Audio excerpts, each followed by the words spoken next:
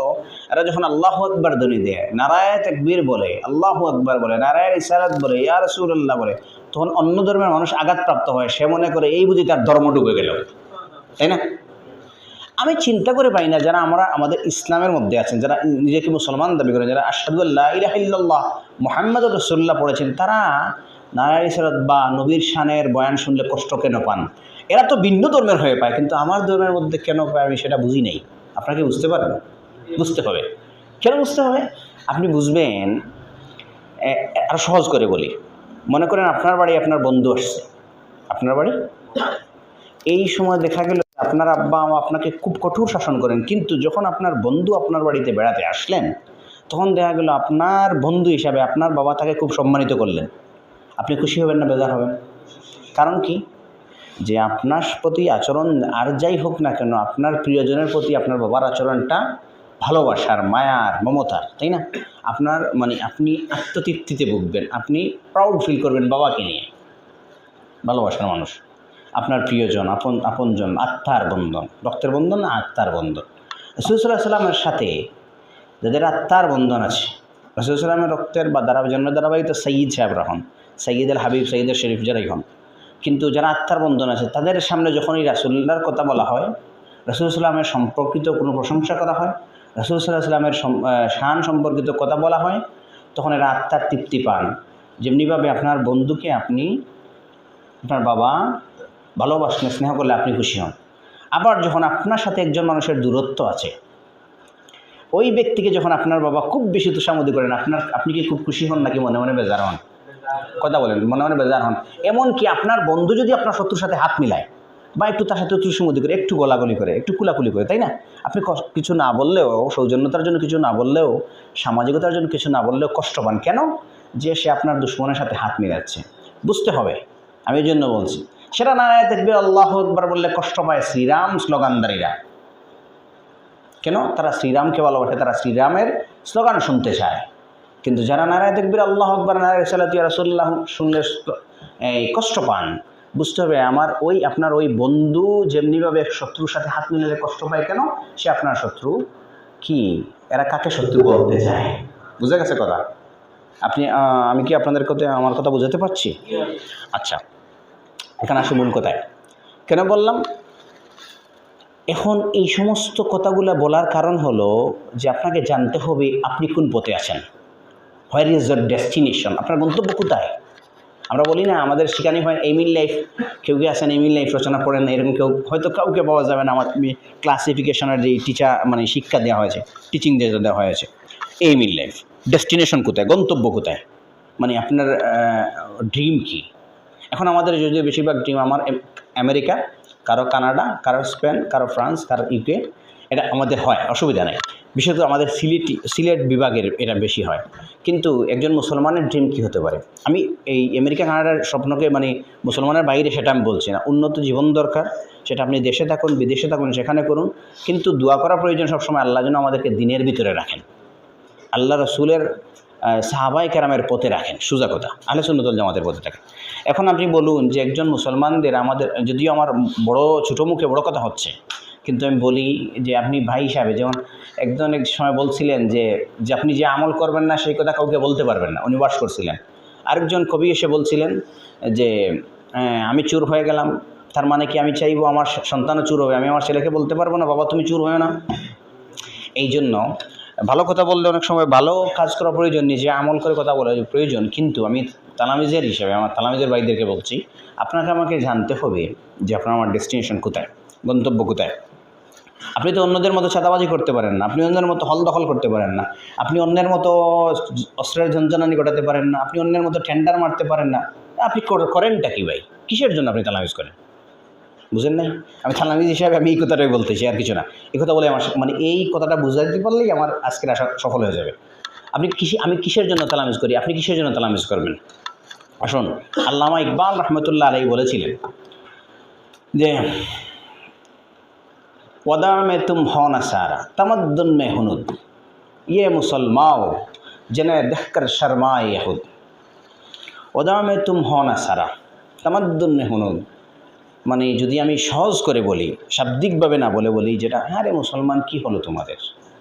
তোমরা তামাদ্দুন মেহনুদ, হিন্দুদের তামাদ্দুন, তাহজিব তামাদ্দুন নিয়ে আসছো, নাসাদের কৃষ্টি কালচার লালন করছো, তার সভ্যতা তুমি গ্রহণ করছো।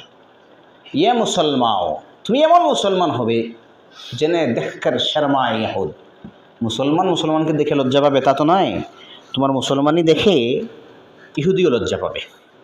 বুঝেন নাই? আল্লামা ইকবাল রহমতুল্লাহ আলাই আফসোস করে বলেছিলেন। আল্লামা ইকবাল রহমতুল্লাহ আলীর কথা যদি বলি, বা আল্লামা ইকবাল রহমতুল্লাহ আলী কী বলেছেন, এরকম বলতে চাইলে বহু কথা বলা যাবে। দেখা যাবে যে আল্লামা ইকবাল রহমতুল্লাহ আলী সময়ে সময়ে মুসলিম উম্মাহকে, বিশেষত ঘুমন্ত, এই যে ভারত উপমহাদেশের ঘুমন্ত মুসলমানকে জাগ্রত করার জন্য বলেছেন যে জাগ্রত করার জন্য বলেছেন। আবার তিনি সময়ে সময়ে বিদ্রোহী বলেছেন। যেমন তিনি বলেছেন, তাওহীদ কি আমানত সিনে মে হ্যাঁ হামারা, আশা নেহি মিটানা নাম ও নিশা হামার। মনে করেন তাওহীদের সে আমানত আমাদের মধ্যে, সিনার মধ্যে আছে, এটা সহজ নয় আমাদের নাম মিটিয়ে দেবে। যদি এই কথাটা তো আপনি দেখার জন্য আর কিছু যাওয়া লাগবে না, ফিলিস্তিন দেখেন না, যেভাবে ইসরায়েল এই আমেরিকা সহ মানে ইহুদি খ্রিস্টানদের সহযোগিতা নিয়ে মুসলমানদেরকে মারতেছে, এইভাবে তো ফিলিস্তিনে একজন মুসলমান থাকার কথা না। কিন্তু উস্তাদের আইসার সাহেব যখন মানে লেবাননের হিজবুল্লাহ থেকে যখন শুরু হয়, তো একদিন এমনিতেই কয়েক মাসের মানে প্রতিশোধ হয়ে যায়। কিন্তু এই জন্য আল্লামা ইকবাল রহমতুল্লাহ বলেছেন, তাওহীদ কি আমানত সিনে মে হ্যাঁ হামারা, আশা নেহি মিটানা নাম ও নিশা হামারা। আমি একটা কথা বলতে এসেছিলাম, আল্লামা রহমতুল্লাহ আলাই বলেছিলেন, এই যে যারা আমি বললাম যে একটু আগে নারায় ছিল, স্লোগান শুনলে কষ্ট পান আবার মুসলমানদের মধ্যে, উনি বলছিলেন যে উনি কি মাহফিল সাজা রাহা হে, চিরাগ মেরি হায় বাত উনকি, উনি কি মাহফিল সাজা রাহা হে, চিরাগ মেরি হায় বাত উনকি, উনি কি মতলব কাহা রাহা হো, জবা মেরি হায় বাত উনকি। আমি বলি এখন ক্রুসেড নাম শুনছেন? ক্রুসেডের যুদ্ধ নাম শুনছেন? কারা কারা শুনছেন? হাত তুলেন। কারা কারা শুনেছেন? আগে আমার বলার আগে কারা কারা শুনছেন ক্রুসেড? আচ্ছা, সালাউদ্দিন আইয়ুবী রহমতুল্লাহ নাম শুনছেন? কারা কারা শুনছেন? আচ্ছা, সালাউদ্দিন আইয়ুবীকে নিয়ে কাদের পড়া হয়েছে এই পর্যন্ত? কারো কি পড়া, অনলাইন অফলাইন যেইভাবে হোক পড়া হয়েছে? আচ্ছা শুনেন, আমি কিছু বীরদের কথা বলি।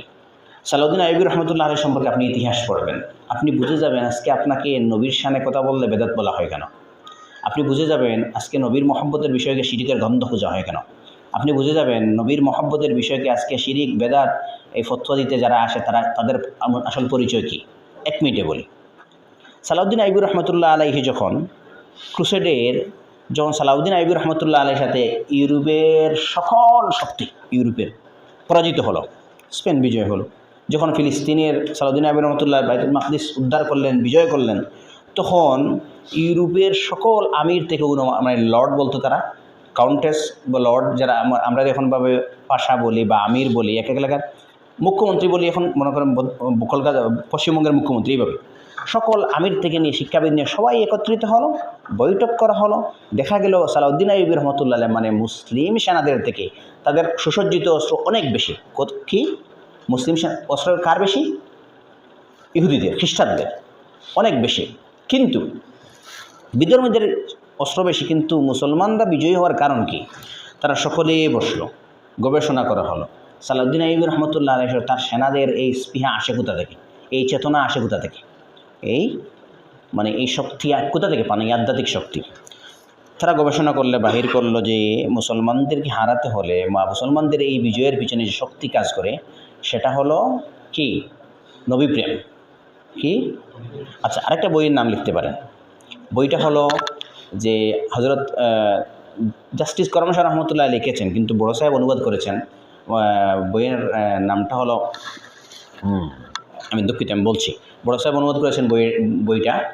তখন ওই সালাউদ্দিন আইয়ুবী রহমতুল্লাহ আলাইহি, আচ্ছা, এই গবেষণার মধ্যে তারা দেখতে পেল যেটা যে মুসলমানদের এই স্পৃহা, এই শক্তির মূল উৎস হল নবী প্রেম, রসুলের প্রেম। তাই তারা চিন্তা করে নতুন করে কি করলো, কিছু মানুষকে গবেষক বানাইল। আমি একটু কথা বলার পরে আপনারা বুঝতে পারবেন, কিছু মানুষ গবেষক বানাইল। গবেষক কি? ওরা নাম দিল নিরপেক্ষ গবেষক। নাম কি বলুন তো, নাম কি? এখন বলেন, আপনার সমাজে যদি এসে বলে আমি কোনো দল করি না, আমি শুধু কোরআন হাদিস নিয়ে কথা বলি, আমি মাযহাব মানি না, আমি কোনো ইমাম মানি না, আমি কোরআন হাদিসের বাহিরে যাই না, কোরআন যা বলে আল্লাহর আইন চাই, সৎ লোকের শাসন চাই, আর কোনো মত মানি না স্লোগান, বুঝতে হবে উনি নিরপেক্ষ নিজেকে দাবি করছেন। মানে কোথায় শুরু কোথায় বলো, শুরু কোথায়? ক্রুসেডে। শুরু কোথায়? এবং ক্রুসেড কারা? পরাজিত শক্তি, যারা সালাউদ্দিন আইয়ুবী রহমতুল্লাহ আলাইহি কিন্তু পরাজয় লাভ করেছিল, যাদের থেকে সালাউদ্দিন আইয়ুবী রহমতুল্লাহ বাইতুল মাকদিস উদ্ধার করেছিলেন, সেই বাইতুল মাকদিসের পরাজিত শক্তির রাষ্ট্র নতুন রূপ নিয়ে নাম দিল নিজেকে নিরপেক্ষ গবেষক। আর তখন কি করলো? সব পেট্রোডলারের কারবার, বুঝেন তো? পেট্রোডলার কি করলো? তখন থেকে কিছু মস্তিষ্ক বিকৃত, মানে ইমান চেতনাহীন কিছু মানুষকে কিনে নিল, মুসলমানদের মধ্যে কিছু শিক্ষাবিদ কিনা হলো। আস্তে আস্তে ধারাবাহিক এখানে কারণ নাম আল মাদানি, কারণ নাম মনে করেন আল আজহারি হইতে পারে, আমি সেটা বলছি না, বুঝেন না? মাদানি, আজহারি বা ফিলিস্তিনি বা ইরাকি যে কেউ হইতে পারে, বুঝেন না?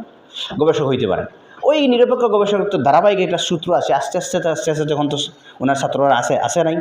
সালাউদ্দিন আইয়ুবী রহমতুল্লাহ আলাইহির সিলসিলা যদি উত্তরসূরি থাকেন, আব্দুল কাদের জিলানী রহমতুল্লাহ আলাইহির বহু আগ থেকে যদি উত্তরসূরি এই পর্যন্ত সিলসিলা আসে, তো নিরপেক্ষ গবেষকদের নিরপেক্ষ ছাত্ররা থাকবে কি না?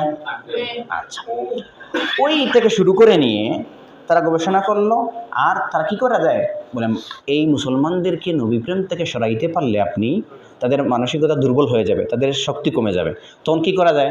আজ থেকে শুরু করো নতুন ফতোয়া, গবেষণা শুরু হবে, ইমামদের মত মানা যাবে না, দাবি করা শুরু হবে বলে যে নবী প্রেম বিষয়ে যত বিষয় আসে বেদাত শিরিক, সরাসরি তো প্রথমে হারাম বলতে পারবে না, আসো বেদাতে, আস্তে আস্তে এটা শিরিক হবে।